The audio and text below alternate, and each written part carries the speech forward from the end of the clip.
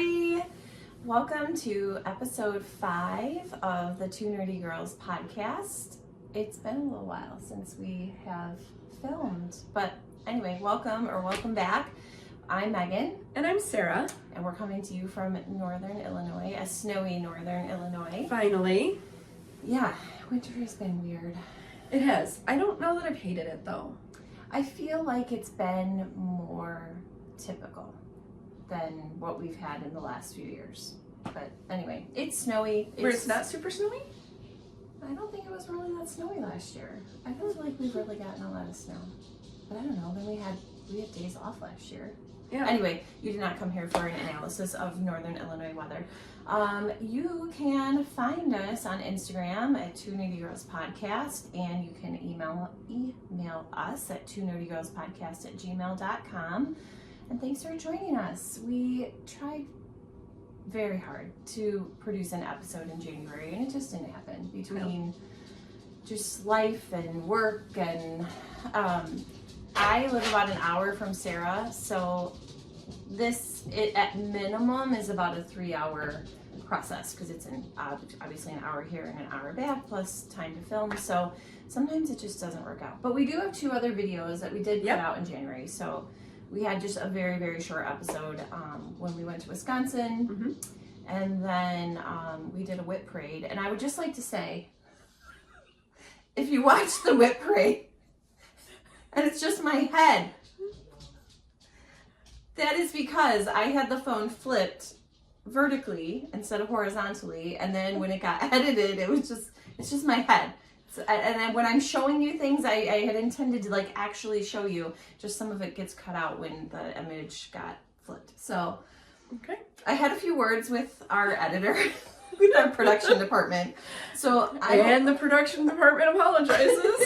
Didn't realize that wasn't how it was supposed to be. I will not make that mistake again. It will not just be my giant head filling the screen. So, anyway. So, just picture. And here's this project. Yes, it's like off camera and it's just my giant face. So, that was not the intention. So, apologies for my giant head. All right, well, it's been a while since we had our last episode. That was, I think, before Christmas, which is crazy. It was right after Christmas, I think. Right after Christmas? Yes. Okay, well, it was December, so. Yeah, end of December. What have you been up to?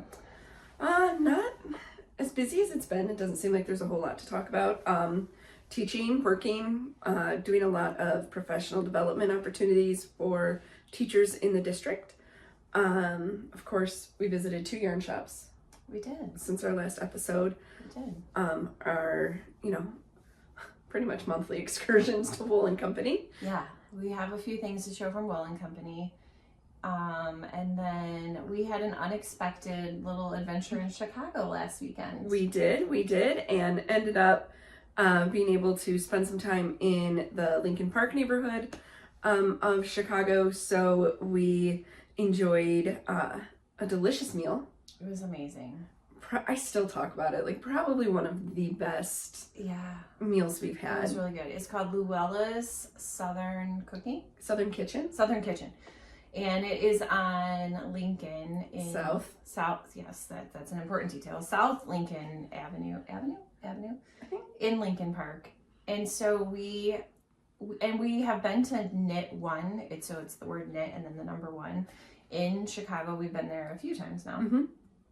And so we were looking at the addresses, and I think the yarn store was like in the 3000 block, and the Southern Kitchen was in 4000 blocks. We're like, oh, okay, totally walkable. It's fine.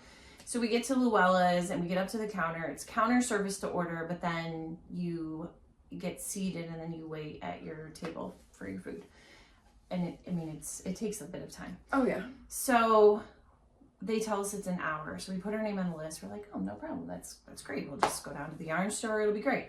So we are not urban dwellers. No, okay. We're very, very much suburbanites. Yes. So I didn't pay attention to the North Lincoln versus South Lincoln. So we pull up the yarn shop. We're like, well, it shouldn't be that far away. We've been walking for a while. No, it's an hour. No, it was like an hour, but it was a mile away. But it was pretty mild out. Yeah, I didn't even have a coat. I was wearing a sweater. It was sunny, and I mean, Chicago's just such a cool city.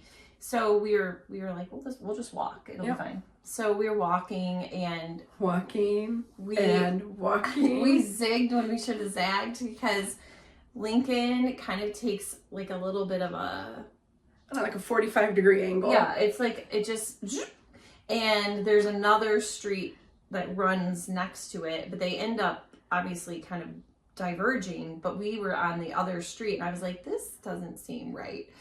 So we ended up stopping, and we walked out of our way. Significantly out of our way. So we ended up calling an Uber. To take us half a mile. It was like a 5-minute ride. We're like, we're gonna be your easiest Uber pickup today. So and it was his first of the day. Yes, and so we talked football the whole time. Yes, they talked football. You know me. I didn't talk football. So because we were there the day of the Super Bowl. Mm-hmm.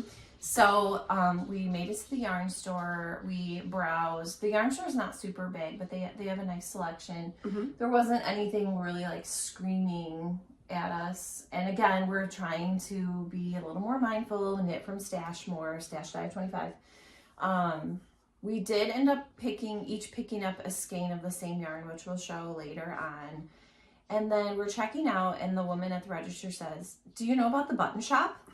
We're like, "No, we don't. Tell us more. We don't know about the button shop." She goes, "Oh, well, it's fantastic. It's a couple doors down." Great. And it was the direction we had to go anyway to walk back up to the restaurant. So, and I needed 7 buttons for my husband's sweater. So it was perfect. I kept kind of bugging him. I'm like, hey, we got to go to probably Joann's because that's really kind of the only option out by us. And Joann's is, I actually haven't been to Joann's in a while. I went kind of at Christmas time. So I don't really know what the one by me is like as far as. Is yours any of the 500 that are closing? I don't know. I'm not Is it sure. Geneva? Yeah. I think it might be. So I don't know. So anyway, I go in, and this lovely woman was so sweet. She has jars of buttons everywhere. Like very the neatly setup organized. was, I could stay in there for hours. Like as a kid, I loved button collections. Like I would always have like a tin that had buttons in it. Like I just loved buttons. This was like kid in a candy shop. Like it looked like candy. I was gonna say it looked like a candy shop. There was just shelves, shallow shelves with tiny glass jars with almost like apothecary type lids on them, and then she had samples attached to a card outside of the jar so you could see what it was in the different sizes without having to take them all out. So anyway, I pretty quickly picked out 7 buttons. She very kindly allowed me to snip the one off the sample card because she only had 6 in the jar. And then we hoofed it back to the restaurant. As fast as we could. Yeah, because we had gotten a text that our table was ready, so. Well, we were still, 3/4 of a mile away. And we zigged when we should have zigged, so we didn't screw up again. And sat down for an amazing meal. Oh, shrimp and grits. Yeah, so Sarah and I, when we go out to eat, we will get 2 different entrees, and then we each eat half of the entree. So and it works very, very well. Yeah, so we're very compatible food-wise. So yeah, we got shrimp and grits, which were like amazing. I mean, I'm just gonna use the word amazing over and over again. Take a sip every time we say amazing on this episode. We had chicken and waffles. Which the waffle was the best waffle I've ever had. It was. I don't love waffles. And I loved that waffle. It was like a crunchiness to it and a sweetness, but it wasn't like cake, but it wasn't overpoweringly sweet. It was amazing. It was magical.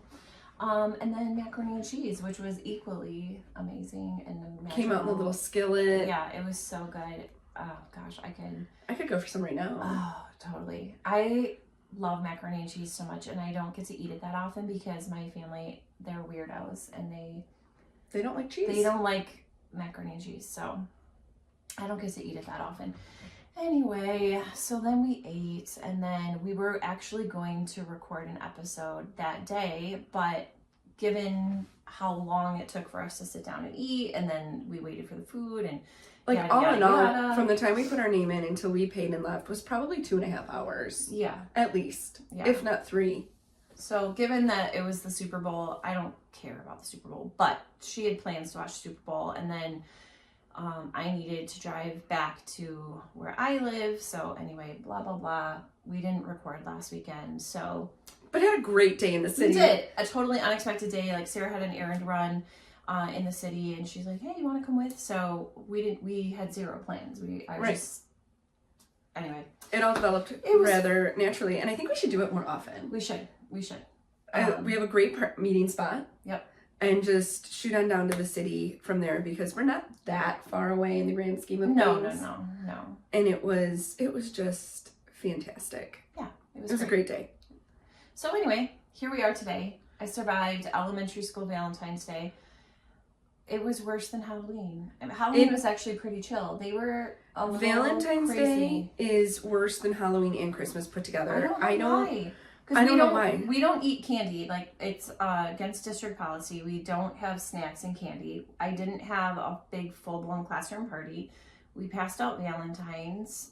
They got to go through all their little Valentines and all the little trinkets. And, we did like Valentine-themed math, read a Valentine story. It was, I tried But the energy level is like, oh yeah. I mean, it was a Friday, which I guess that's better than a Monday. Full moon, the snow. It was just a whole week of indoor recess. They were just bananas. Yeah, because it was cold. It had been cold earlier in the week, like too cold to go outside. But the snow, anyway. It's a 3-day weekend. I'm really grateful for that, because we still have tomorrow, which is President's Day, to chill or whatever, get done what you need to do. Mm-hmm. So anyway. So that'll be great. Oh, go ahead. Sorry. I was going to say, you mentioned our Stash Dive in 25, yes. Which we're working through. So we are inviting all of you who are along for the ride with us, to let us know what you're working on with your Stash Dive 25. Yes. And as we work really hard to knit from stash and limit our yarn purchases, I think much to the chagrin of many local purveyors of fiber goods. Now, that's not to say we don't have things to show today. I do. Not all of them were purchased by me, but anyway, we'll get to that later. What am I wearing? I'm just looking at our notes. I am wearing the Lost Highway shawl. It is an asymmetrical shawl with lots of garter and eyelet lace. It was delightful to knit. I made it with 2 different club colors from Pineapple Yarn. Actually, they're the same month. They just happened to work well together. So this was the Glow Club. Was it something Storm? Coastal Storm. Maybe. I feel like it was right. Coastal Storm. And then I don't think her Glow Club ever had names. The Sun Club does not know. Yeah, sorry, the Sun Club. It was the month. So this was Sun Club. This was Glow Club. The Glow Club has a name. I think you're right. Coastal Storm sounds right, because that candle was delightful. Yeah, that was good one. Because that's the colorway I used in my Odyssey shawl. Yes, so it came with a candle, and her candles are awesome. That was our first one, wasn't it? Maybe. I think it was. Maybe. I did run out of yarn for, I think, the yellow color, because you shared some with me. Again, it's really nice when your friend has the same colorways, because I did run out. I would totally make this again. Oh, I should say it's DK Yarn, her Merino Lani DK base, which she sells on her website. Obviously not these colors, because they are club colors. But I would totally make again, but I would have to figure out where I could alter or shorten the amount of yarn in the yellow section, because obviously it ran out. So, but it was a great 2-color DK shawl to make. I could take it off, but then I'll be having to mess with it to get it to look back good again. So anyway, let's move into finished objects. Yeah, we have quite a bit this time. Yes. For finished objects. Well, yeah, it's been a while. I have some that have been languishing, so Yay! excited to get those off the needles. So I think I have like three, and you have more than that. So why don't you start? Okay. So the first finished object I have here is, spoiler alert, look away, the Merry Making MCal cowl here. That's so pretty. Finished that all up on, I think January 1st is when I cast off that final stitch. This is the Trim the Tree kit from Miss Babs. It was my first time working with Miss Babs yarn. Will not be my last. I absolutely loved it. I did go up a needle size just because I was concerned about how tight this might be on the neck. And I'm really glad that I did, actually. I think it all relaxed really well. It blocked amazing. So did you use a 6 then? Yes. Okay, yeah, because I think I did mine on a 5. Yes. And so it's just one, I just bumped it up one needle size larger than what it did, what it called for. I loved every single section. It looks really good. Of this. I love this stitch pattern right here. Yeah. I think that's in one of our next projects that we're going to be doing, the killer bee cowl. I think has something similar.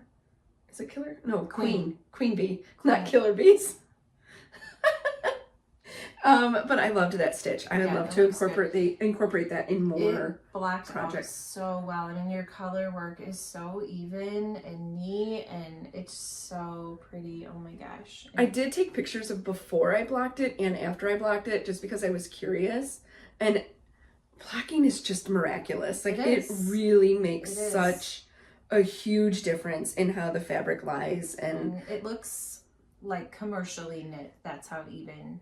I can't wait to wear it next year. So. All right. And a long-term whip. I don't think I put in Ravelry when I started this, but it's been a long time. No, I think I did. 2021? Yes. Yeah, I think I started this in 2021. It's the Zigzag Scarf. And it is finished. Woohoo! And Sarah was there for the moment I finished it. I used 2 different colorways of Meal Calori Baby in colors 2863 and 5032. I made it on a size 3.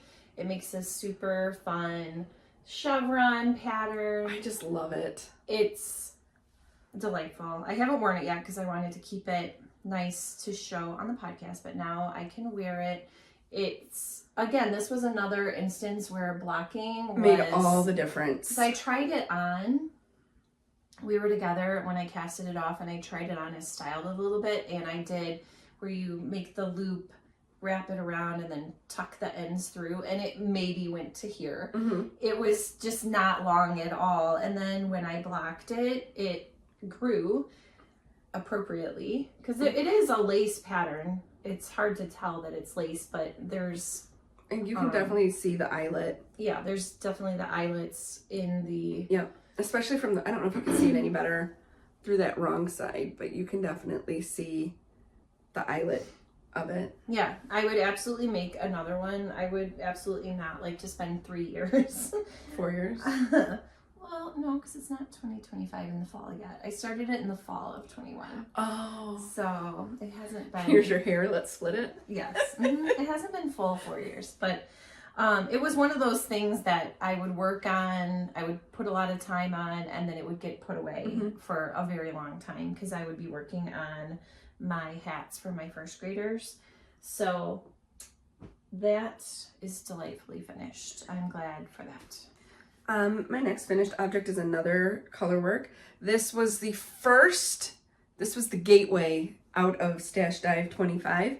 On that weekend that Megan and I were in, I've been wearing this, and the palm looks a little rough, geez.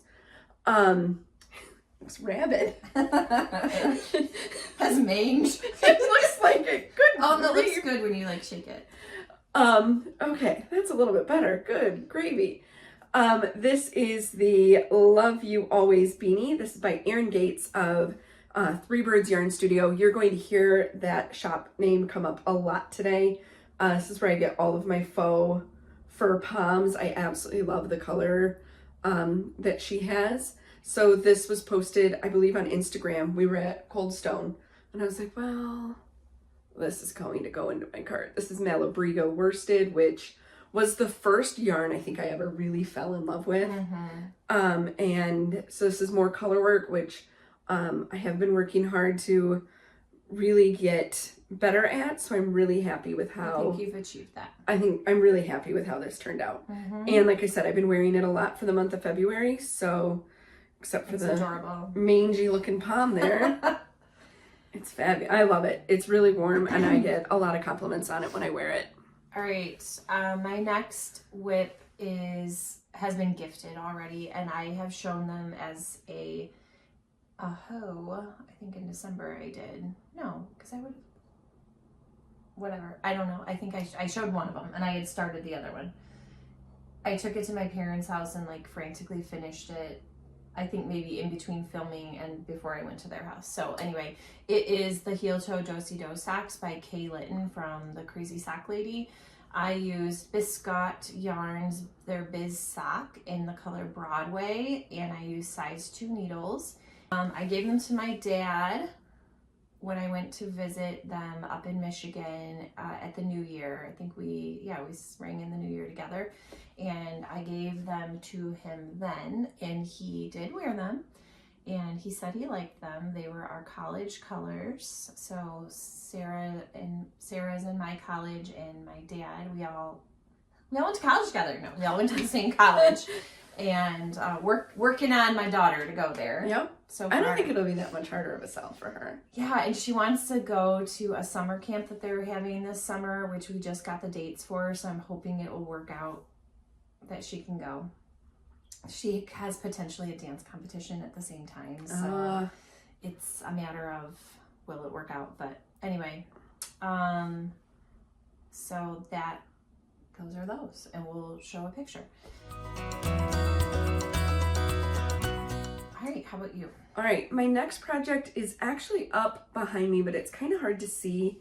Maybe I can just tip it up just a little. Lift the camera up. Yeah, there we go. So it's that garland. Those are the Bitty Beanies garland. The pattern is by Mandy Coffee. Of Rosy Posy Design. The yarn is Hedgehog Fiber Super Bulky Scraps and size 11 DPNs.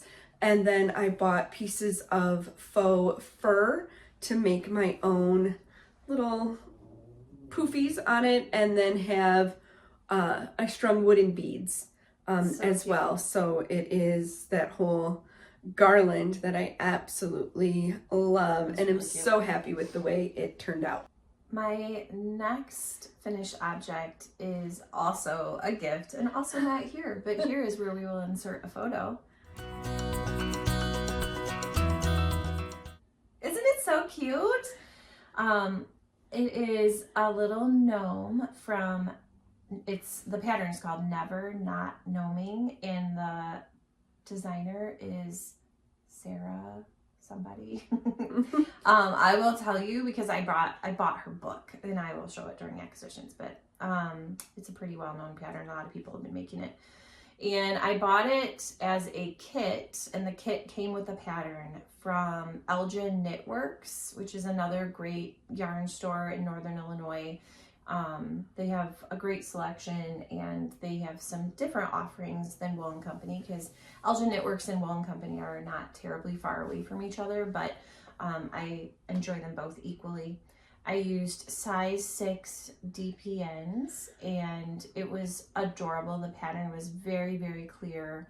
I did end up using some of my own yarn. I think the kit had intended for the beard, the face and the beard and the hands to all be this kind of snowy white color, but I didn't like that. So I found some old Cascade 220 in like a super, super pale pink and used that for his face and his hands. It was very easy to do. I've not made a lot of what I would call like toy things. Mm-hmm. So I did have to buy, because the kit did not have, and it makes sense why they wouldn't, the kind of the weighted like little beans. Yeah, like the fill. Yes. So they gave me the fiber fill, which is fine because I had a huge bag of it in the basement anyway. Like if they hadn't, it was fine. But you needed like those weighted little bean things, those little pellets, which are made by the same company that makes the fiber fill. So that's when I went to Joann's because I was reading through it. Of course, because I don't read things before I start, I was like, well, crap. Because the directions said, and now fill your gnome with your pellets. I was like, so trucked it over to Joann's and bought those. And they, on the website, had a smaller bag, but then in the store only had this gigantic bag. So I need to make a lot more things that need those little pellets. So I have good a lot. thing you got that book. Yeah, so I'll show that adorable book. And then I think that's it for me for FOs. I have something that I'll show that I'm still considering a whip, but it's mostly finished. All right, what you got next? So next, I decided as part of my fun way to use up some of my stash dive in 25, I have a ton of hedgehog fibers, super bulky. It is currently all spread out on the bed in the guest room, which is where we film. And Megan walked in and said, good grief, is there a single color you don't own? It's a lot. There's a lot of hedgehog fibers. So I decided that I was going to offer the hats up for sale. So I have been selling some hats. So the next couple of hats are ones that I have made and have already gone out to their new owners. It is using one of my favorite beanie patterns, which is the Winterfell 2.0 beanie. It's by Smeeney Made Wild. There's quite a few of them that I have here. So I will insert pictures, but I'll tell you about each one. So the first one that I made, it is in Festival Fever and Pure, size 13 and 15 circular needles. And it has the faux fur palm called Starlight, which is by Erin Gates at the Three Birds Yarn Studio.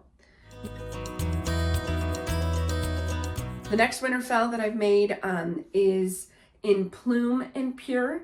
It is, again, the same size needles, and the palm is Malbec by Erin Gates of Three Birds Yarn Studios.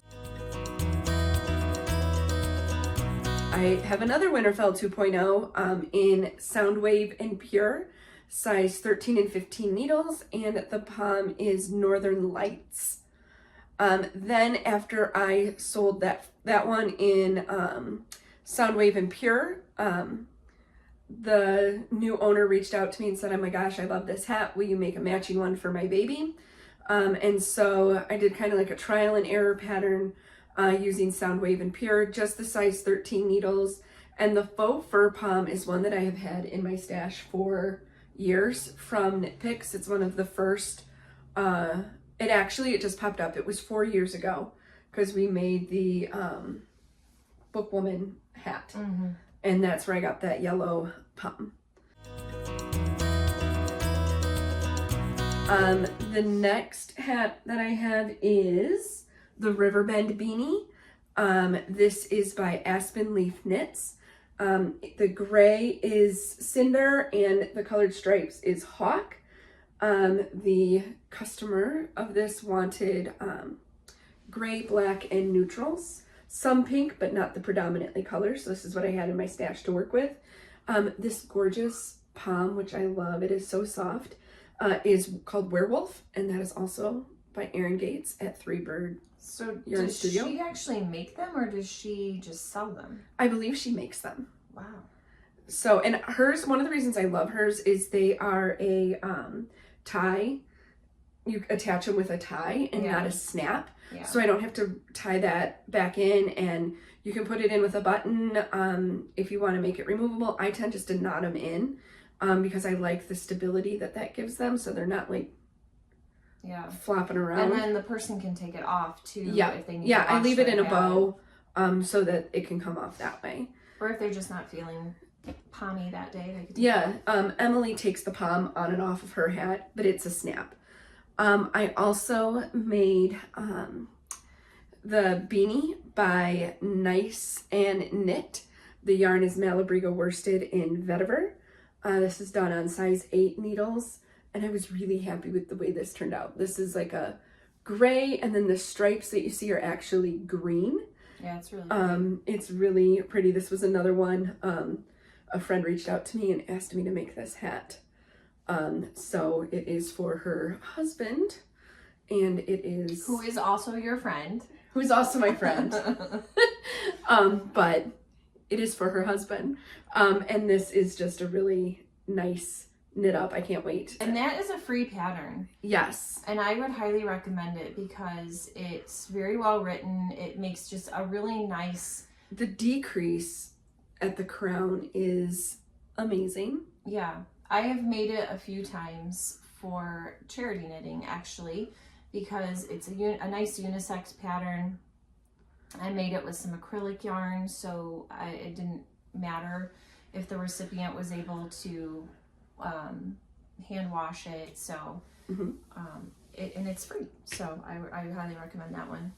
And the last beanie I have here today is the Escalera beanie. It is by Kate Savard of Weird Sheep. It is in hedgehog fibers, super bulky in ink and egg yolk. And the palm is Shooting Star. And again, that's by Erin Gates at that That's really Reaper cool. Yarn Studio. I love how you were able to get the blue and the yellow, and then the tips are just like purpley, red. Is it Red. purple? It's hard to say, like almost more burgundy. Yeah, that's cool.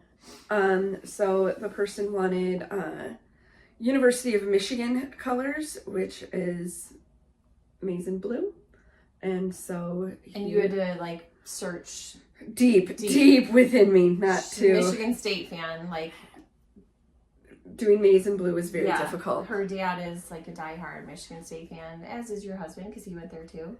Right? So no, Ron didn't go there. Oh, I thought Ron went to Michigan State. No. Oh. He went to Madonna University. Oh, okay. So that's it for my FOs. I've been very busy with beanies, which is great. All right, I have a lot of whips. So let's dig in, shall we? I will start with the Taffy Waves shawl, which should be buried in here somewhere. Yes. I took that off my whip list because I wasn't actively working on it. I have been, and I've made some good progress. So it will look quite different from the last time. Well, I hope it does. Jeez. Ooh, you started the stripes. I am in the stripes, and oh, cool. I'm in the middle of a row. That's awesome. But this is it, and I just started the stripe section. So the way it works is you knit with one color, then you stripe your contrast color in the middle, and then you end with a feather and fan with that contrast color. So I am in the striping section. In this section you work until a certain number of stitches, and then that's how you know when to move into the feather and fan. And then the other two large sections are by weight, so you knit until you have so many grams. So I love it because it's really pretty adaptable for whatever size skein you have. This is a light fingering, so yeah, light fingering. So it has a bit more yardage. So anyway, it's by Beata Jasik, and I'm probably slaughtering that name. She is the woman behind Hedgehog Fibers. So obviously big fans. And the yarn is pineapple yarn, sip knit, and spiced rum. It's in her Lonnie sock base, which she does carry that base, just not those particular colors right now. And I'm using a size 6 needle, and it was originally a knit along with Arkansas Yarn Co., which I think was supposed to end at the end of December, but I wasn't really... We're not doing it as part of the knit. No, I wasn't like trying to keep up with that. It was just, that was kind of the inspiration of like, oh, I like that pattern. And we had 2 complementary skeins. So that is that. It took a little bit of a backseat. It was kind of like my sit and wait and knit mindless project. So I will get back to it, but I have some other projects that are kind of meeting that need right now. Yeah, I took mine off the whip list because it wasn't being actively worked. It's just kind of hanging out, languishing for the moment. I do have my Pearls of Wisdom fade that I've been working on. This is with a combination of the hedgehog fibers and pineapple yarn. I am starting the process of fading in my next color. So this one has a little more of the pink into it, but we are still just working our way through it, and this is kind of where it's at. It's going to end in pinks. I think it looks like confetti. I'm very excited to wear it. So I have a couple more inches to go on the bottom, and then to start the sleeves, and I think they're tapered sleeves, which I'm really actually looking forward to with the tapered sleeves. So this is the color I actually just started striping in. It is Hedgehog Fibers Merino DK in Sweet Pea. So pinkies, oranges, purples. I'm very excited. And then I have one more color that I would like to stripe in if I have time. The length, depending on the length. So I do have pearl strings, so I've been trying it on to see just kind of where I want it to fall, keeping in mind that it is a superwash, so I know that it is going to grow quite a bit, and I don't want it to be, down at my knees or anything.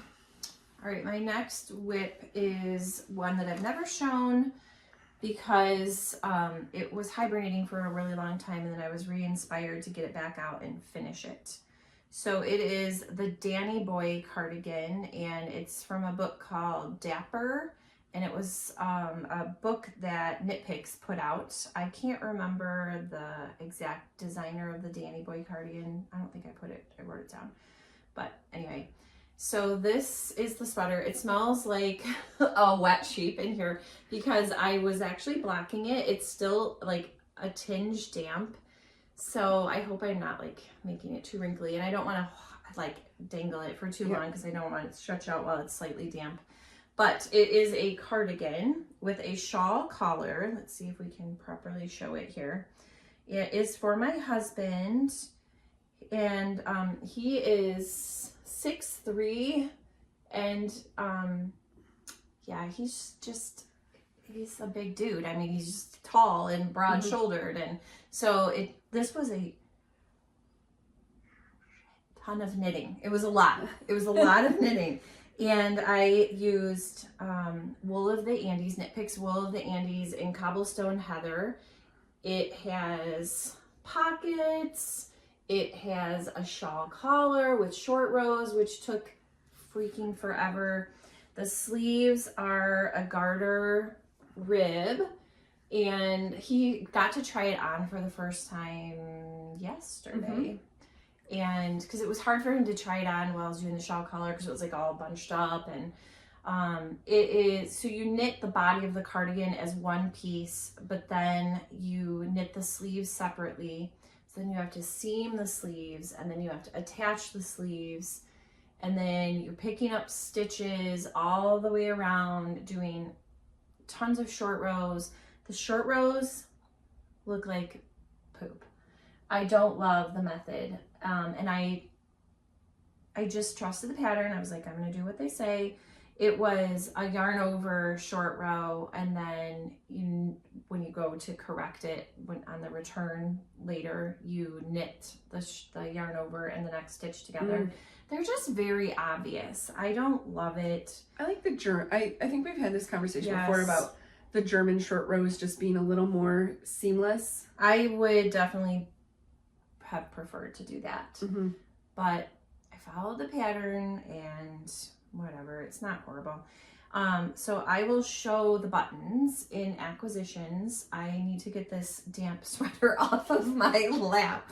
I was like trying to frantically dry it. I had like the heat aimed on it, like just in the car to like dry it a little bit. It's not soaking wet, but it is just, it's damp. It's a tiny bit damp, especially on the back, because I had it laying flat, obviously, and pinned, and then like the front was pretty dry, so I like flipped it over so that the back could dry.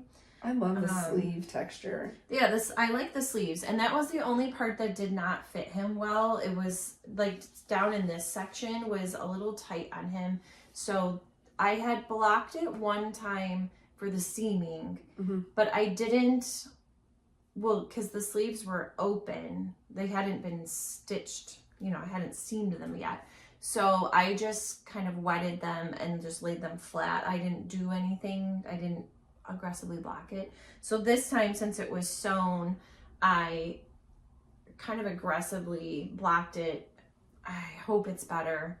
I hope it's better because it was not unwearable, but it was kind of tight. And then I pretty much followed the pattern other than making the sleeves and the entire body longer. So that meant I needed more yarn, and I didn't quite calculate that totally. So I had originally ordered 11 skeins for the sweater. And then weirdly, I already had 2 skeins that I had forgotten about in my stash. And it did not matter that they were not the same dye lot. There's 3 different dye lots in this sweater now, and you cannot tell.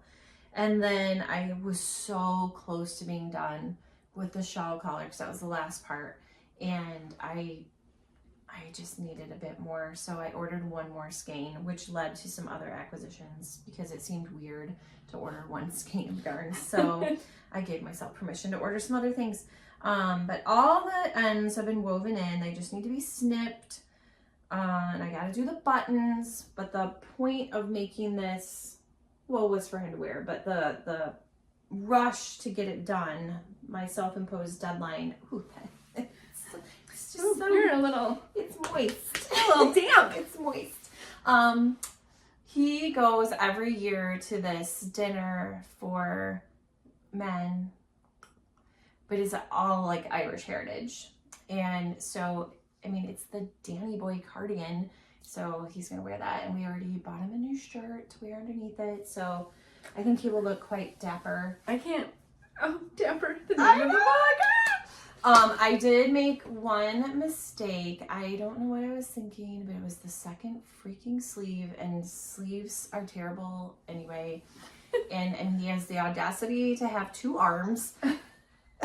How dare he? He has 2 arms. How dare he? So, anyway, for the second sleeve, I totally forgot to go down a needle size for the cuff. So 1 cuff on 1 sleeve is, like, it's not super noticeable, but it is definitely wider. Maybe that's good since they're snug anyway. Oh, God. And then, anyway, did I say what needles I used? I used a 7 and a 9.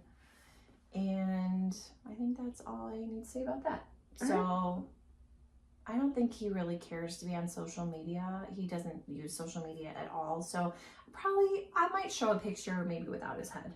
I don't think he would enjoy being on Instagram or anything, but I will definitely. You could put a little emoji over there. Yes, I will definitely get a photo of him looking. You could put a smiley emoji on it. You finally have a picture with him smiling. I mean, it's special because I made it, but I don't want him to look special. You know, like I don't want people to be like, oh, what a cute homemade sweater. Oh, your wife made that. Right.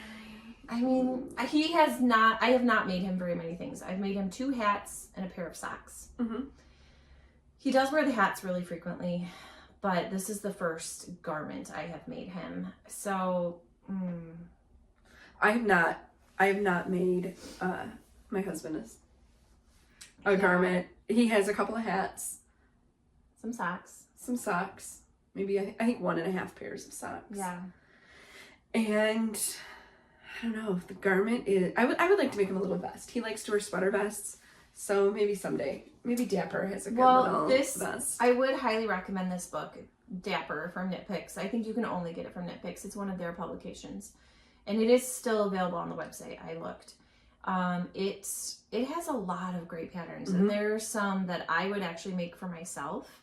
Accessory wise, but there's a ton of sweaters. There's like a newsboy cap. Yeah, but it looks very it looks Irish. It looks Irish. Yeah. There's fingerless gloves, scarves, a cowl. I really think it's a great book if you have a gentleman in your life. to knit for. All right. Our next WIP we're both working on, it's the Molly Cowl. Which we talked about in our little Wisconsin episode. Mine is embarrassingly small because you will hear about it when we get to the frog pond section. But it has been ripped out and restarted. So this is currently where I'm at. Oh, it's fabulous. Woohoo! And here is mine. I feel like it's hard to see the pattern, but the example in the photo, I feel like it's kind of meant to be a little muddled. You could do it very bold, but if you're going to use a variegated yarn, obviously it's going to look a little muddled, which I'm okay with. I have not finished a full repeat of the pattern. I feel like it will be more obvious once I finish one whole floral motif. It's just a simple tube. There's no shaping or anything. There's no lace. It's just a color work cowl with a floral motif. I'm using pink hibiscus from Pineapple Yarn, and then All Is Bright is my contrasting color.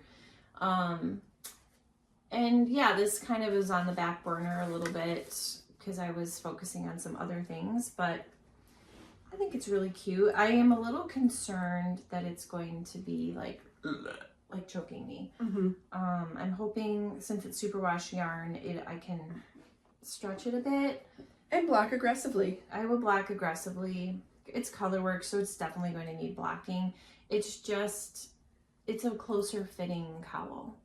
So I don't know. We'll see. Yeah. We'll see how it goes. Mine is Hedgehog Fibers, DK in Beetle, and then the contrasting color is a Madeline Tosh DK Farm Twist called Mars Rover, and that was one that I actually won in our Knitting Guild giant basket that one summer. That was so exciting. Yes, it was very exciting. It was huge. And I didn't even know they called my name. Thank goodness Megan was with me to scream and shake me. I was like, that's you! And I'm her best friend! And I'm her friend! It was really dorky, but whatever. We have let you know that we are nerds, so. Right, I mean, it is in the name of the podcast. That wasn't a secret. We are making that on size 6 needles. I don't think we mentioned that. And the designer is Shiny Superhero. Yeah. So, yeah. All right, our next one is also the same. Okay. But again, mine is much smaller because it is in need of some Megan 911. I wasn't sure how to back it up and fix it. I have an error. This is the same but different cowl by Cheryl Faust, size 5 and 6 needles. And so it is, let's see, it creates this beautiful I-cord edging. And here, this looks like a rodent ate it. So Megan actually had the same mistake in hers and was able to back it down and fix it. So while she's here today, she's going to work on that so I can get back on track with this because I absolutely love the way that looks. I feel like we're telling tales at a campfire. Because so this time we used a ring light. So and the sun keeps going in and out of clouds. So the lighting is a little weird, so sorry. Okay, so here is mine. Just amazing. So I am on chart 3. So chart 1 was kind of in here, and then chart 2 and then chart 3 are these squares. And the yarn that we both are using is a gradient yarn. So mine is currently in purples, but there will be blues eventually. Hopefully we use this whole skein because I would like to be able to get through the full color sequence. And that is... I mean, when we did buy it with the intention that that's what it did because that's what we were told. Yes. The Lang Yarn Lovis. My color is 38802. And the rodent that ate my yarn must have eaten my yarn tag because I don't know. This is all I have left. It's probably in different notes. Maybe. From a different episode. But this is literally all that remains of my yarn tag. So I don't know. Because we bought the yarn back in September. No, August. Because that was the last time we went to Flax and Fleece. Yes. So yeah. So I have my other tag, which is the Fiber Co. Luma in Blanca. Yes. Both, our contrast is the same. It was a little tricky to get started, but now we talked about that in that one podcast in January when we started this. A very special episode. It was. I just named that because, like, remember those like in the 80s you'd be watching like Family Ties. Join us for a very special episode. And it would be like this off the wall topic, like they were tackling some like major topic, like when Jessie took the caffeine pills and sang by the bell. Yes. I'm so excited. I'm so scared. Anyway, so it really wasn't a special episode. It was just, we were in Wisconsin. That's what made it special. I feel like people are going to read that. They're like, it wasn't that special. They're just sitting there for 10 minutes. In front of a fire, wearing a hat indoors. All right. So, any firsty hat updates? I do. I started one finally because, all right, where are you? It's in here somewhere. Here it is.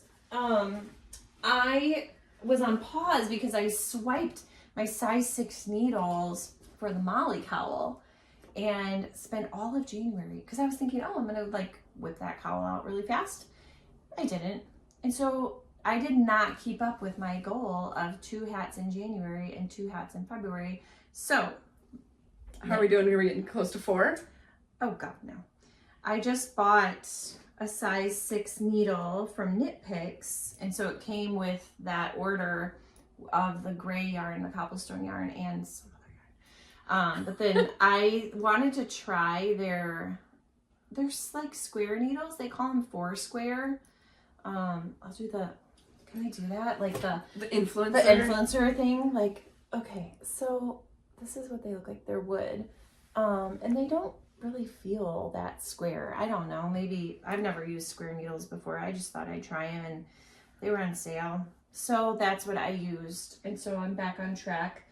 I'm not back on track. I'm back to like making them. This is the first one, so I still have 3 more to make before February's over to be on schedule. But this is Cherry Blossom, Hirschner's Worsted 8 Stripes.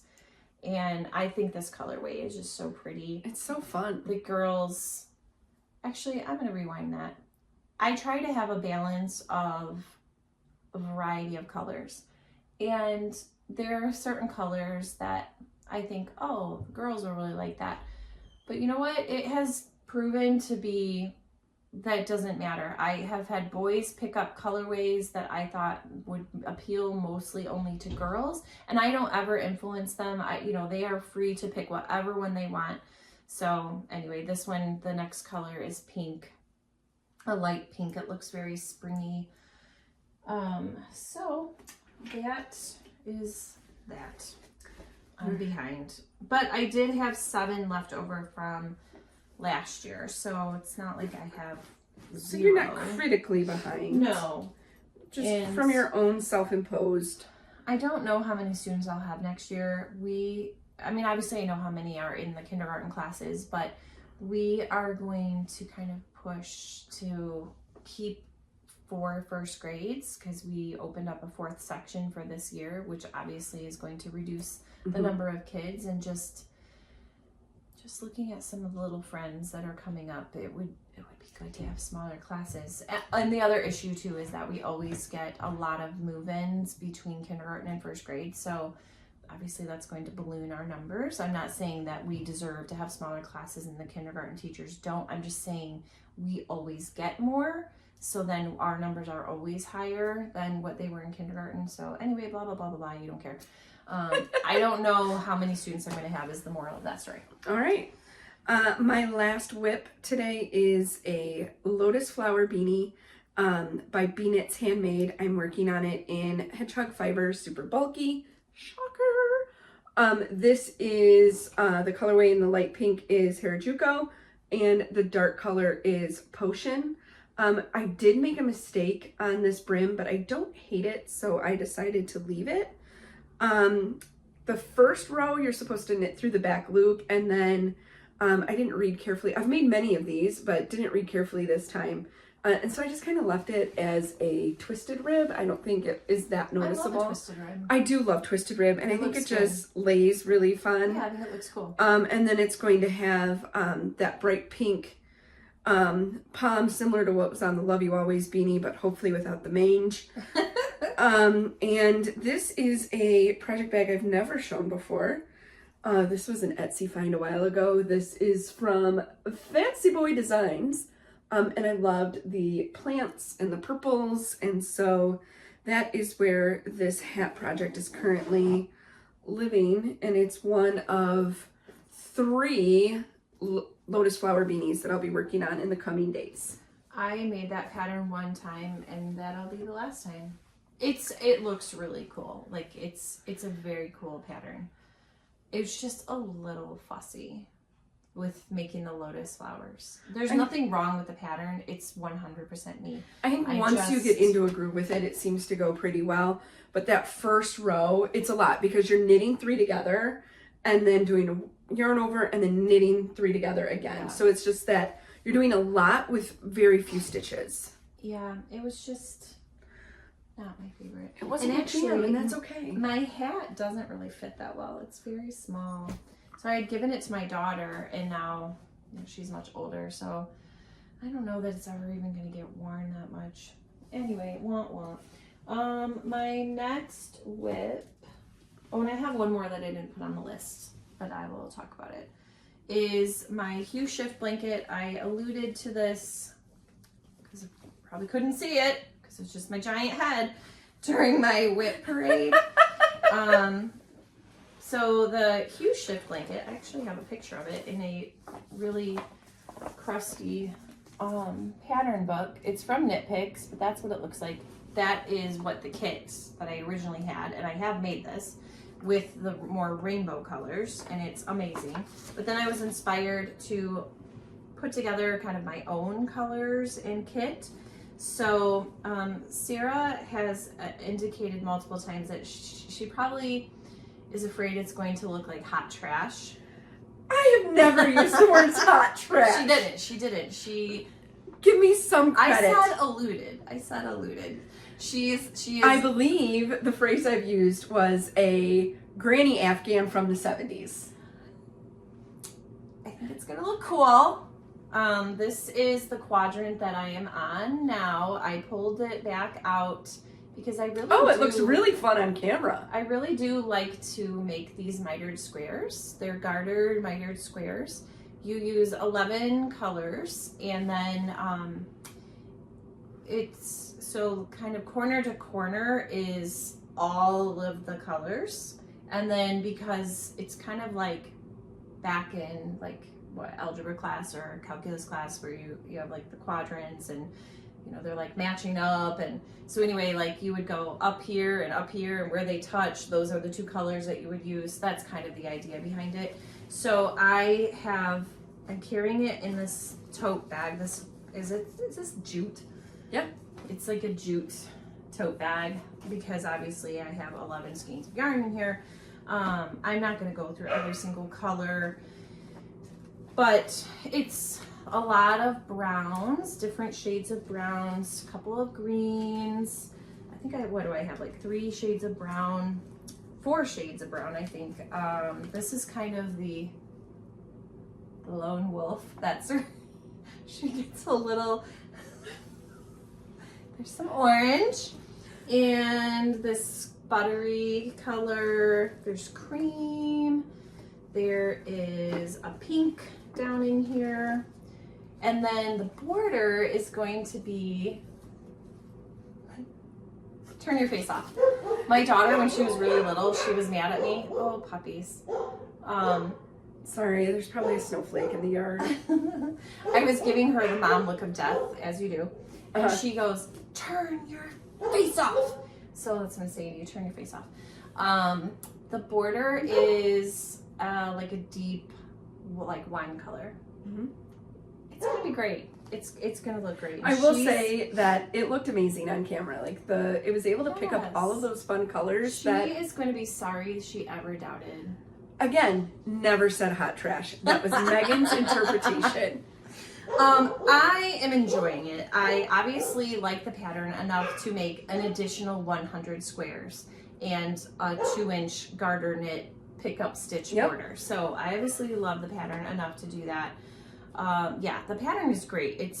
It makes a square afghan, so it's more of one that I would say you would use like in your living room. Mm-hmm. It's not necessarily one that's maybe your go-to like snuggle blanket, but I would make a third one. Hey, maybe someday I'll make one. Maybe my third one would be pastels. So the book comes with 3 different suggested colorways. I bought the rainbow kit, but there is, ooh, like that one would be cool. There's like a jewel tones one, because this is, I never said the pattern or the yarn. It's Knit Picks Brava Sport, and they have 1,000,001 colors. So there's kind of a pastel one. There is more like browns and blues. That one's really cool. That one looks cool. There is a jewel tone one. Yeah, it's right here. So they have some suggested colorways. I made that one up myself. It's gonna look amazing. It'll look great. I'm committing to it. It's gonna be amazing. I have 2 quadrants done. The quadrants are 25 each, obviously, 25 times 4. And that is quadrant, it's my 3rd quadrant, but it'll be the 4th quadrant, I think is how it's numbered. And I have 5, 6, 7 squares done, and I'm working on the 8th. And the squares come together pretty quickly, so. Mm-hmm. I know you said great things about doing the mitered square. And the Knit Picks Brava Sport, well, their Brava line is great. It's acrylic, which is kind of nice for a blanket, especially when you have children that, well, I'll just leave it at that. Especially when you have children. It's a very soft acrylic yarn. It's great. Mm-hmm. So anyway. Knit Picks is honestly one of my favorite acrylics. Yeah. For a like utility acrylic. Yeah. It's not that like squeaky. Right, it doesn't hurt your ears, your teeth, or your hands to work on. It's really hard to believe that it's acrylic. It's very soft. I recommend it if you have a need to use acrylic. Obviously, we love to support small businesses. We use a variety of different yarns. But there's times when you need a nice acrylic. All right, do you have another? I am whipped out. I have one more, and it's an acquisition / whip. So first, it's in this bag that I won. It says Barocco. I won it at one of our Knitting Guild meetings, and I'll show the other things that came in the bag, because while I do enjoy this bag, this by itself would be maybe a little boring. But I like the size of it. So it was a fun size bag. Yeah, it was good for this project because this is the yarn that we picked up at Knit One. It is Juniper Moon Farms Fairy Floss, and I'm using the color Enchantment, which is kind of a rainbowy colorway. So it's like this big poof. It's like as big as my head. So it's red, well, pinky, I would say. Pinky, blue, yellow, orange. So it's definitely in the rainbow family. And it looks like a snow cone. It does. It totally looks like a snow cone. So I am making a very, very simple cowl. So they had a shop sample of what they had done with it. I opted to make it slightly bigger because she just gave us like the little recipe that they had used. So it's just, I cast on 92 stitches. I did 92 instead of what the store did in the hopes of using more of the yarn because they didn't use the whole, what do you call this? Ball? Cake? Skein? Whatever. They didn't use the whole thing. So it's just a 2x2 floofy cowl. It is alpaca, right? Like spun alpaca? Yeah, air spun baby alpaca and extra fine wool blend. So it's 73% wool, 15% alpaca, and 12% polyamide which is like the nylon, I think. It's considered a super bulky, which, I mean, I guess I'm using 13s. These are probably the first needles I ever bought, because I made a felted tote in my knitting class when I first learned how to knit. That was back when you felted everything in the early 2000s. It has 328 yards, so it's a pretty good sized skein, and it's 100 grams. So again, this is just mindless. That's like my sit and knit and wait and don't need to focus on something knitting. Like I've knitted at lunch when I have free moments, but now that I've started the hats again, it'll kind of go back and forth between those. So that is finally officially all of my whips. So now, you mentioned the frog pond. Yep, my Molly Cow went to the frog pond. The contrast color that I was using was a beautiful hedgehog fibers. I don't know that I've put it back into rotation. That I loved, but it had the same color brown as the beetle. And so it just was beyond muddled. Like there was no stitch definition at all. So I ripped it all out and switched to that farm twist, which I think now is going to give a really vibrant contrast. So I'm excited to see how it works. But that is my frog pond for this time. All right, so into acquisitions. There are a few of them. I bought a strawberry shortcake bag from Knit for Brains Designs. I love this one so much. It is unlike any one that I have, and I love that it has lots of the characters on it and not just strawberry shortcake. And she's obviously my favorite, but there's so many of my other favorite characters from childhood. And then she is always so sweet and generous and gives a little progress keeper. So that's a little heart with a little blue stone. This is her business card. Is that upside down? Sure is. She is on Etsy. She also has a podcast. She usually comes every 2 weeks on Sundays, so give her a watch. What's next for you? I also have a Knit for Brains. This bag has been getting a lot of love, so it has some fluff on it. This is it's a Valentine's Day Care Bear bag. But then this time it also came with, that's really loud, this skein of yarn called Valentine Bear. And adorable. It is this really pretty pink, and I have decided I'm actually going to make a pair of socks with it. And I want to do contrasting heel, toe, and cuff.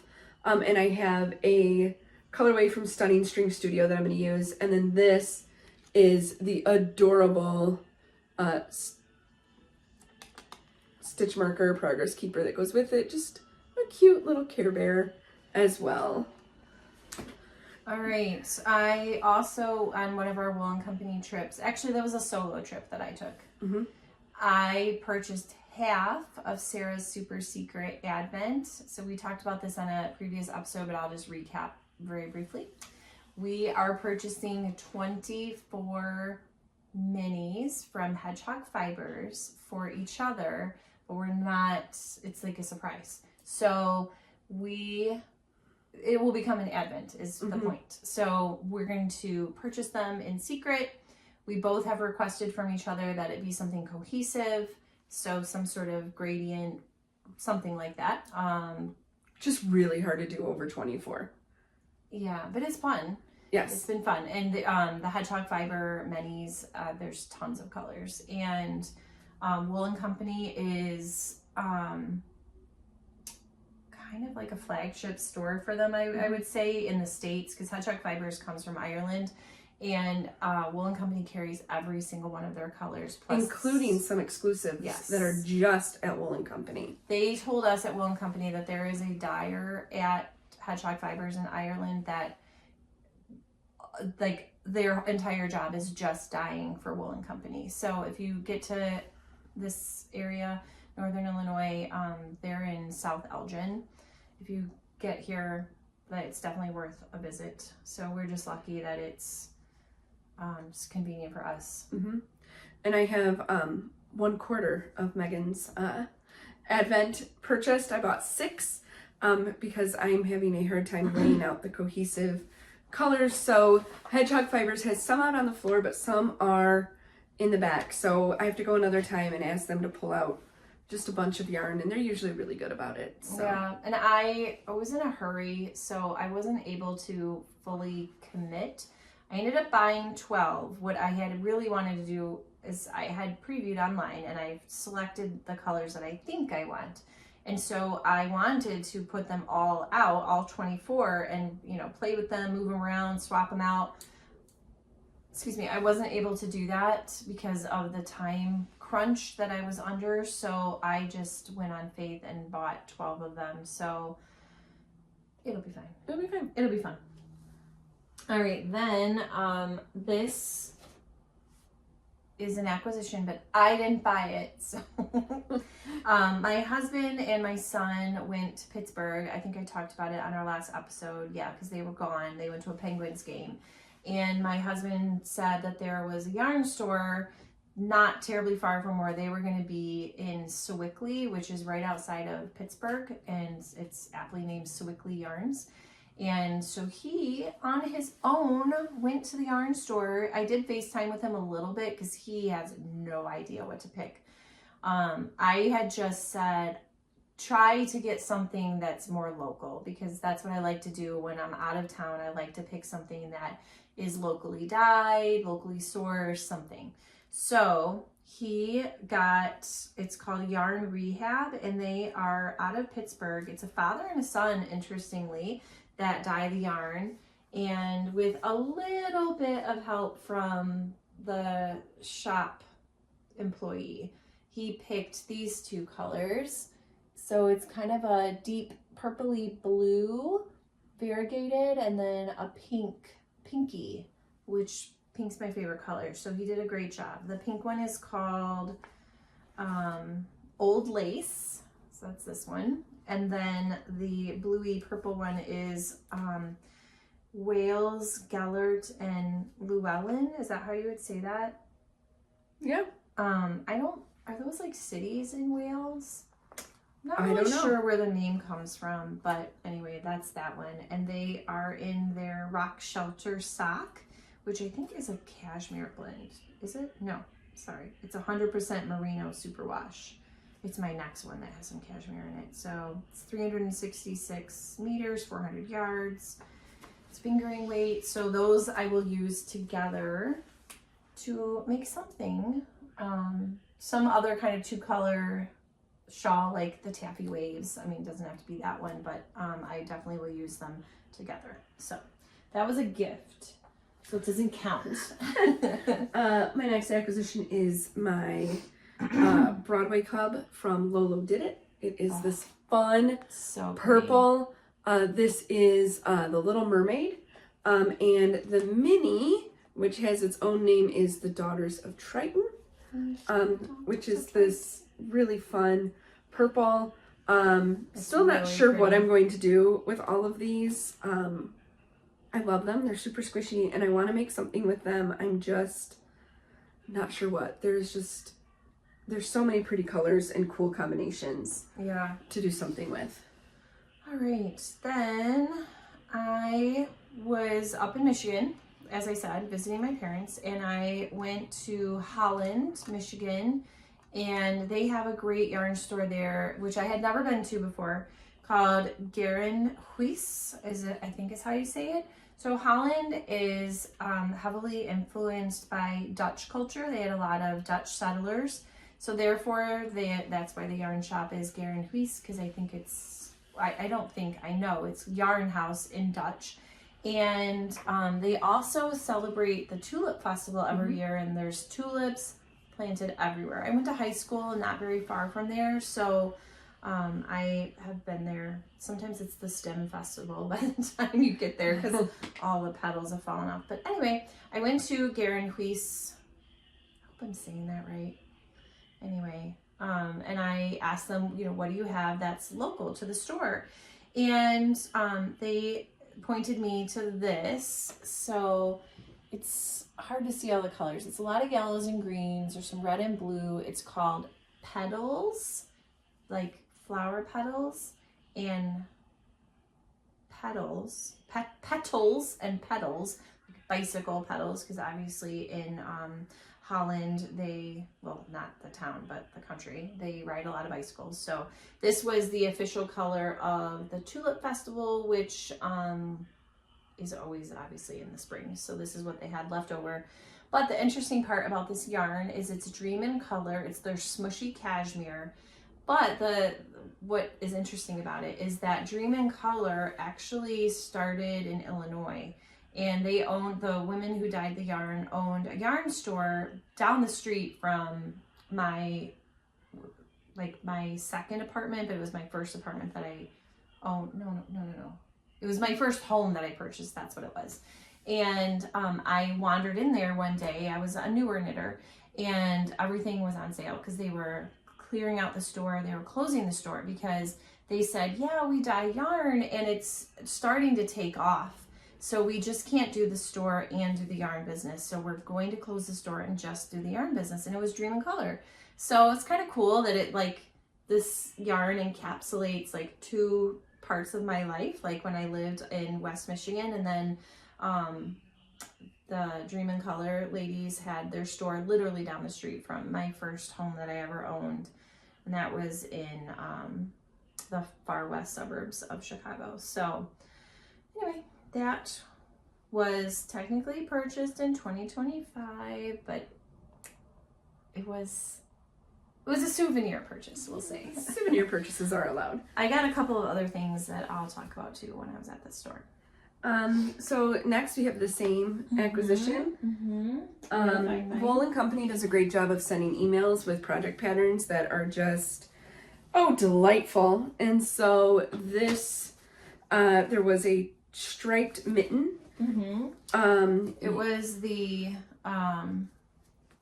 mittens were they a Debbie Bliss pattern? I didn't even look at the pattern. I just knew I wanted I it. feel like they were Debbie Bliss or Susan B. Anderson. It's one of them. But it was like, it's a very simple mitten pattern. But they used Noro Curry yarn, 2 different colors that you stripe. So I ran to Wool & Company. I think this was that solo trip I took when I got those Hedgehog Fiber minis, right? Yep, because I was out of town and couldn't meet you. So these 2 look similar, but they are different. So we went with like a warm color and a cool color to stripe. So those are going to be really cute. I can't wait to start them. Yes. And what is this? It's worsted, it's wool.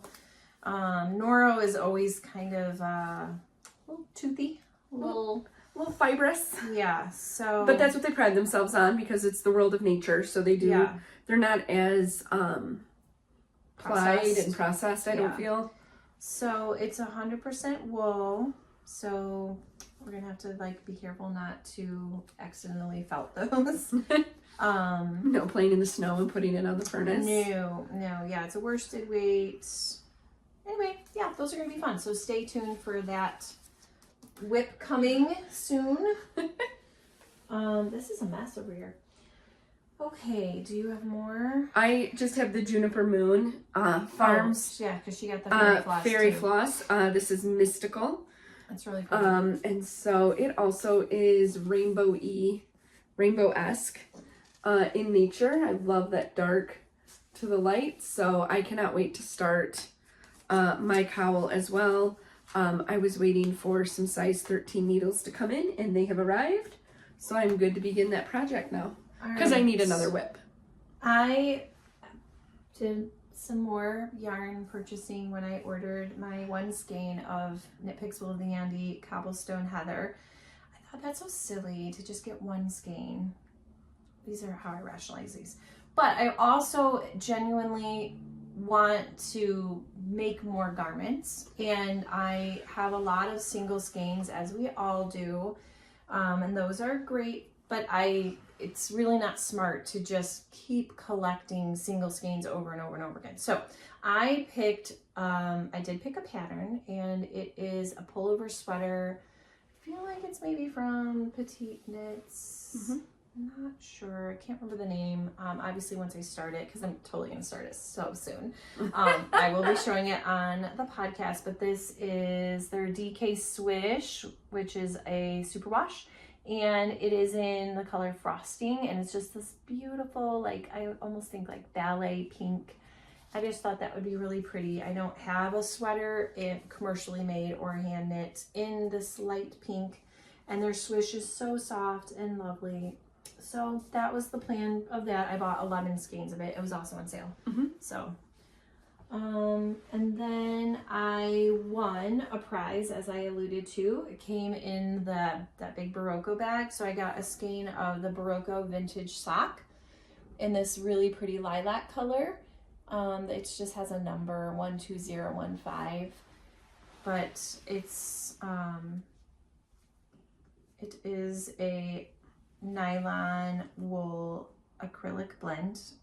Yep, Sarah won some too in the big raffle. Yeah, so. And the same book. So we should find a pair of socks to make. So then it also came with this book written for Barocco vintage sock yarn. There are 10 designs, it says. Some of them are crochet socks, which I don't think I'll be doing.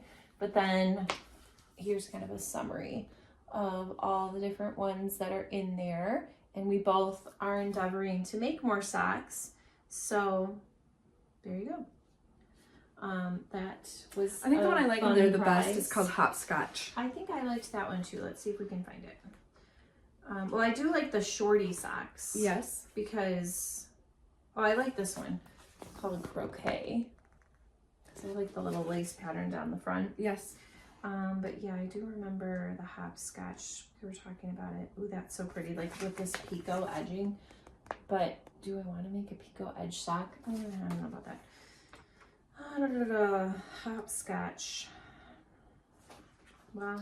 Here, I'll look while you share your last acquisition. I have a couple more things to show. In the book world, I got the Gnomes of Grimblewood. Oh my gosh, it's so cute. And because I bought this while I was visiting my parents, my mom was shopping in the book and telling me which ones she wanted me to make. She has a gnome collection, so that was why I made that other little gnome. So that designer that I couldn't remember is Sarah Shira, I'm thinking is how you say it. Schira is how I would pronounce that. But adorable. She has a ton of gnome patterns. This is not exhaustive, this book.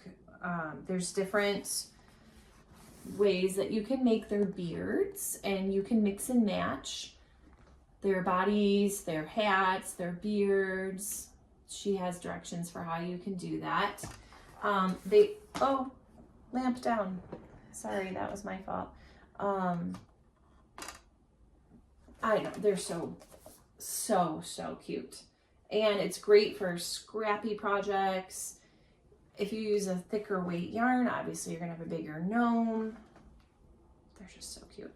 So I have wanted that book for a while, and so I was super excited when Garen Huis had it at their store. I was like, well, sold. And then I also, I was excited to buy the book because I was, again, trying not to buy too much yarn.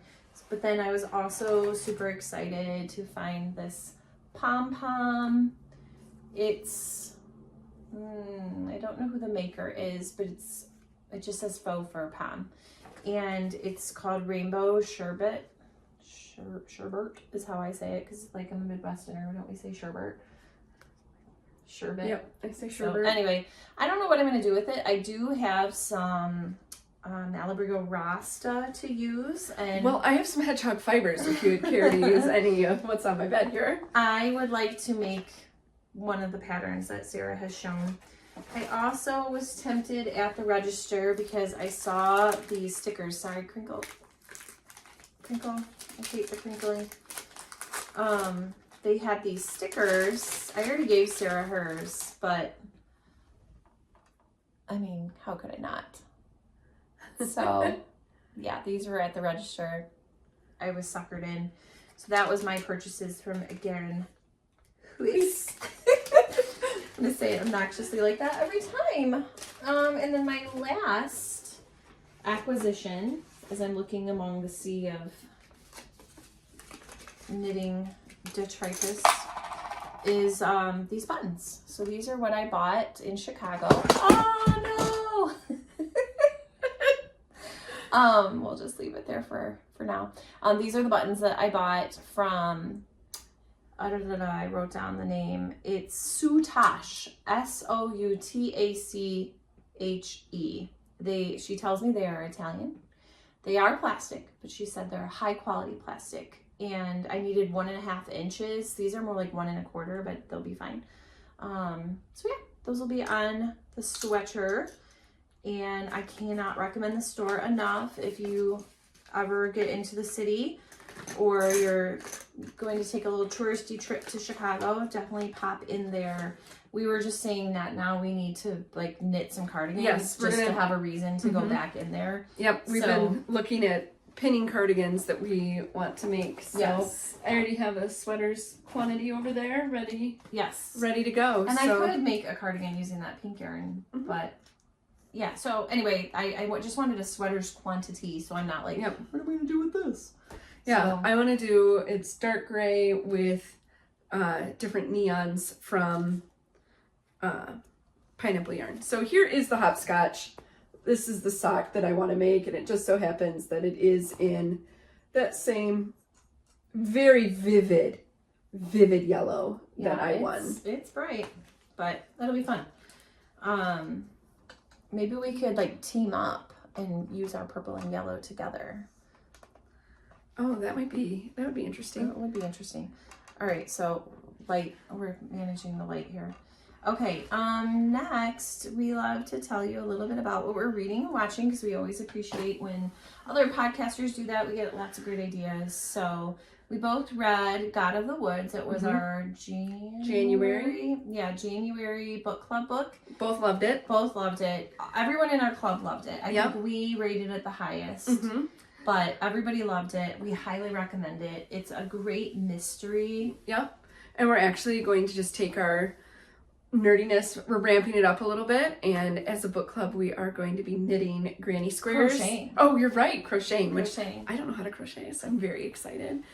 Crocheting granny squares to go along with the covers of the books that we read. So in 5 to 10 years we'll have a blanket. Yep, it might take a while. But as a book club, we've already been meeting for 8 years. Yes. So if we wanted to, we could always work backwards. We could go backwards, and maybe some of the more striking covers.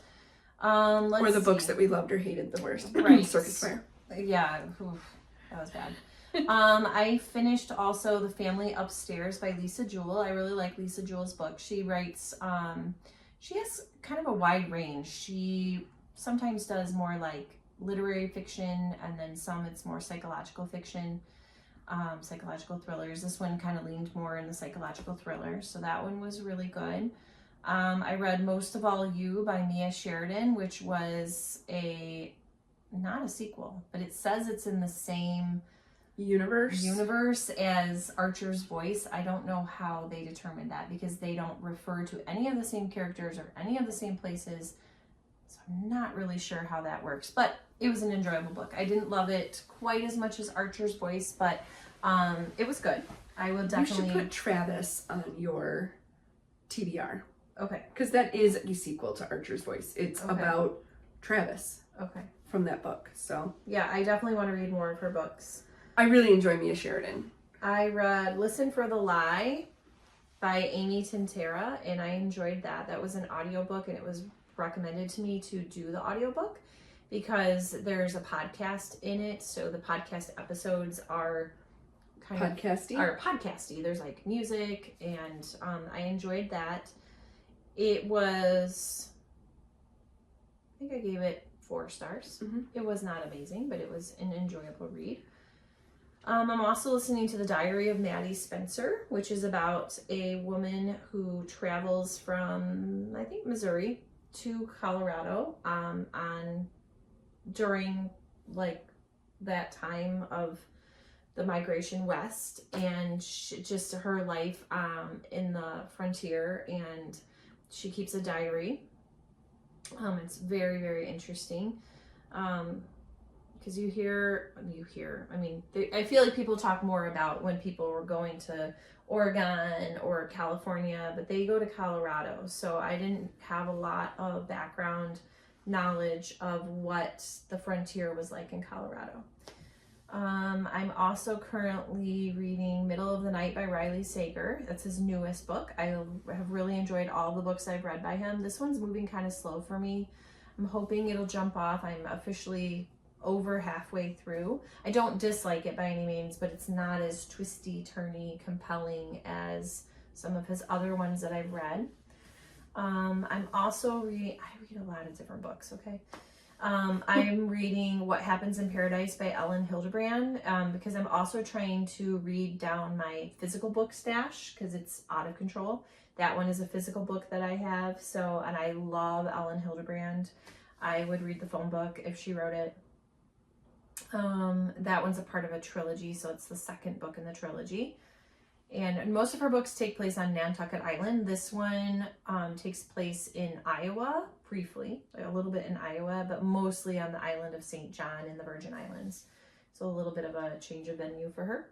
And then lastly, I am reading a book called The Switch by Nina someone. I didn't write the last name. I read one of her books called The Flat Share, which I recommended to you. I really enjoyed that book. It was really cute. This one is also cute. It's less romancy. I mean, The Flat Share was definitely a solid romance. Yeah. And I highly recommend that one. That one was great. This one is a little more wholesome, a little bit sweeter. It's a cute story. I'm not like overly compelled. I'm listening to it, so I listened to it on the way here. It's just like fluffy. Mm-hmm. You know, it's not bad, but it's like our fairy floss. Terribly interesting. Yes, it's about as substantial as the fairy floss. All right, you got a long list there too. So I'm still slogging through The Zodiac Academy by Caroline Peckham and Susan Valenti. I'm on book 8. I'm kind of over it. I just want to know what happens. I haven't read it actually in a couple weeks because I'm over it. The books are now over 1,200 pages each. That's too much. And at this point, there's a part of me that wants to DNF because, all the main characters, I don't know, it's just, the problems are getting more and more ridiculous. But at this point I have probably invested, I don't know, well over 5,000 pages of my life into this series. So there's a part of me that feels like I need to finish it, but there's a part of me that's like, we'll see. Yeah. In February, our book club book is Meet Me on the Bridge. I forgot to put that on my list. By Sarah J. Harris. I finished that one, read it pretty quickly. Doesn't stand out as, phenomenal. It was I think I gave it a good solid, I think I left it at 3 stars. Okay. I enjoyed reading it. I finished it. It wasn't a waste of my time. And I have started it, but I own that one, so I was less pressed to read it. I borrowed Middle of the Night from the library, so I switched to power that one down. Then I had a book recommended to me called Pardon My Frenchie by Farah Rashan, and just a really cute little fluffy romance. My other book club, we're working on the nonfiction book The Let Them Theory by Mel Robbins. She cheats on me. I do. I have a sordid affair with another book club. And I am enjoying that one as well. I got suckered into a book called Crystal Iris by Book Talk. We don't need to talk about it. It was terrible. The Heiress by Rachel Hawkins, 5-star book. Loved it. Which led to my next book that I'm reading, The Wife Upstairs, also by Rachel Hawkins. That one I own. So far it's intriguing. Okay. So I've not read any of her books. We'll see. I thought it was funny though that you had a book called The Family Upstairs, and I'm listening to The Wife Upstairs. So apparently People like to hide things upstairs. Yeah, there's a lot of stuff going on upstairs. All right. We both have been watching Outlander. Yeah. With our boyfriends. Yeah. Sam Hewen. She was trying to get me to take the day off of school on Friday because he was going to be in the area at a liquor store because I think he's promoting his own liquor. Yep. And oh my God, it was so tempting. But okay, so she is in a coaching position, so she's not in a classroom, the same classroom every day, whereas I am. I can't take the day off in elementary school land on Valentine's Day. And really, so would we really have done it? Okay, that's probably just gonna stay not. Down. Sorry about that. Maybe you need to keep your legs still. I do kind of shift around. All right, sorry about that. So that's just gonna stay on there because we don't have anything to show anyway. So I am 2 episodes into the last half of the current season. Was watching it actually right before Megan got here, sobbing. So we're working our way through that. And then speaking of our boyfriend, yes, he's in another show called The Couple Next Door. Kind of awkward. Not sure where it's going to go. We're about at the same point. Yeah, and that one is from also a book. Outlander is a book, and so is The Couple Next Door by Sherry Lapena is the author. Okay. So I would like to read the book. I had wanted to read the book before I watched the show, but the list is long, so we ended up diving into the show. Yeah. I started watching The Great, about Catherine the Great. It's kind of quirky.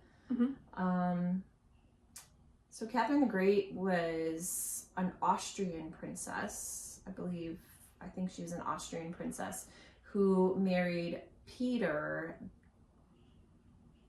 the Third in Russia, and so she became Empress of Russia, and she actually overthrows her husband and reigned for like 37 years in Russia in the 1800s. So the show does not claim to be historically accurate, so probably similar to like Bridgerton. Yeah, I think they took a lot of liberties, especially with some timelines, but it's interesting. I guess instead of Bridgerton, I mean Queen Charlotte. Yes. Based on historical figures, but not necessarily historically accurate.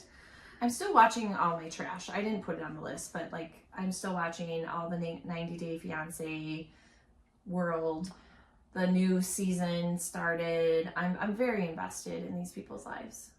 I saw a preview for the new one, and